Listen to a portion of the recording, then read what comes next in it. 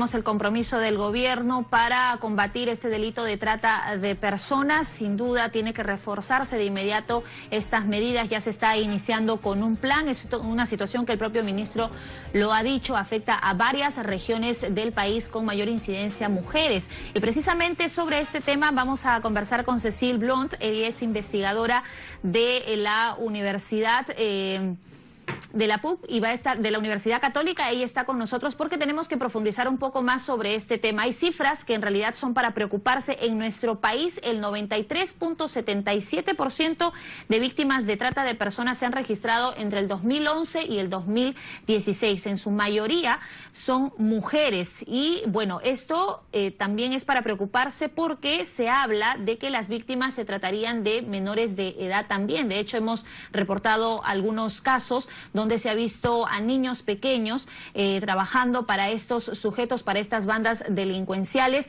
y es algo que se tiene que erradicar desde ya. Es por eso que se está creando este Plan Nacional contra la Trata de Personas. Cecile está con nosotros y va a conversar un poco más de ese tema con nosotros. ¿Cómo estás? Bienvenida a RPP. Bueno, tus primeras impresiones sobre la aprobación de este plan y las actividades o los refuerzos que está haciendo el gobierno para erradicar la trata de personas. Bueno, creo que es una excelente noticia ya que salga el nuevo plan de trata. Va a ser una herramienta muy útil para luchar contra este delito. Bien ha sido dicho que va a abordar temas de prevención, de derecho de las víctimas, y va a brindar indicadores, lo cual necesitamos, ¿no? Sí. Para combatir el delito. Ajá, y hablando precisamente de las cifras que yo te mencionaba hace algunos instantes, y algo que llama la atención, pero que seguramente mucha gente viendo todos estos casos se puede dar cuenta claramente que mayormente las víctimas son mujeres, y hablamos desde mujeres adultas hasta niños, hasta menores de edad también. De acuerdo a las cifras oficiales, ¿no? Los registros oficiales, en efecto, más del 90% son mujeres y 60% son niños, niñas y adolescentes, ¿no?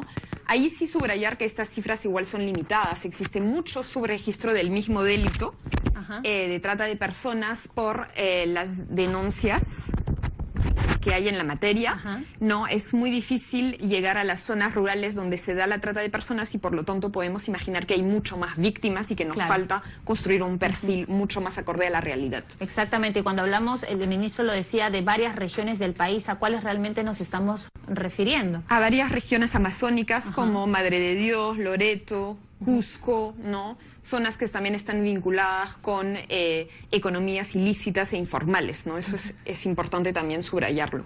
Lo que se recalca en parte de este plan es reintegrar a las víctimas de trata de personas para que puedan, pues, de alguna manera salir de ese episodio y empezar sus actividades normales, considerando sus necesidades, sus objetivos, sus prioridades. En ese sentido, ¿cuál más o menos tendría que ser la estrategia que se tenga que validar en estos casos? Mira, ahí hay varios retos, ¿no? Porque hoy en día hay solamente 3 centros de acogida para víctimas, 3 centros en todo el país. Entonces es necesario, exactamente, es necesario tener más albergues para víctimas, porque si no hay alojamiento, si no hay plan de reintegración, no pueden las víctimas recuperar, como bien decías, una vida normal, es decir, poder encontrar trabajo, reinsertarse en la sociedad, etcétera, etcétera.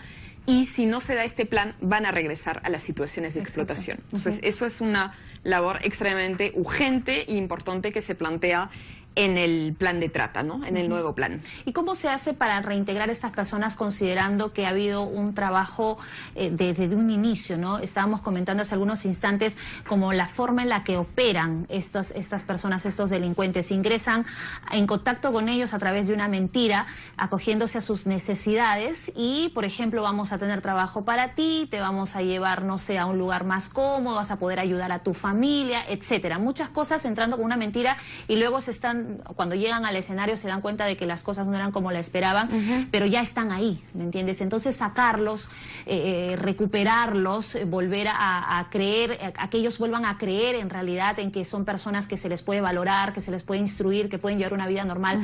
¿Cuánto puede costar? ¿Cuán difícil puede ser esa recuperación? Es un tema bastante complejo, ¿no?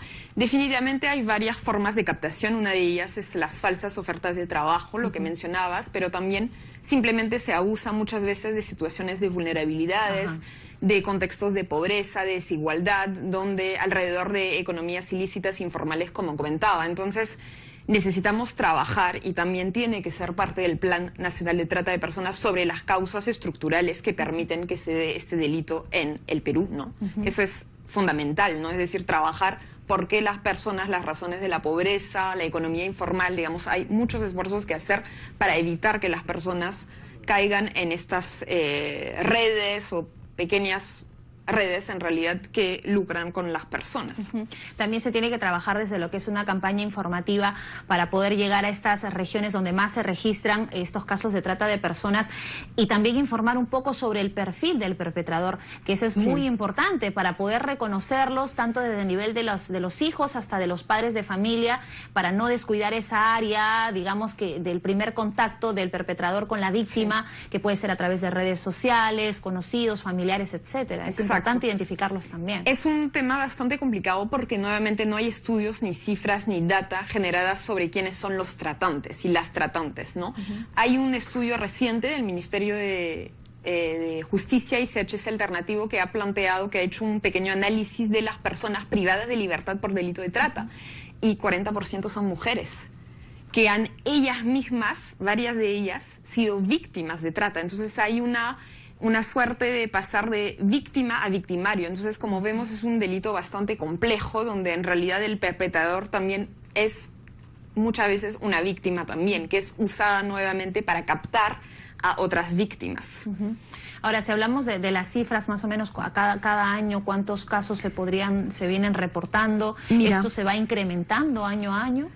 Sí, las cifras son muy limitadas, es decir, que los registros son varios, no son unificados, no hay tantos datos desagregados, pero podemos decir que entre el 2011 y 2016 hay un aproximadamente de 7.000 víctimas, y más del 90% de ellas son mujeres, ¿no?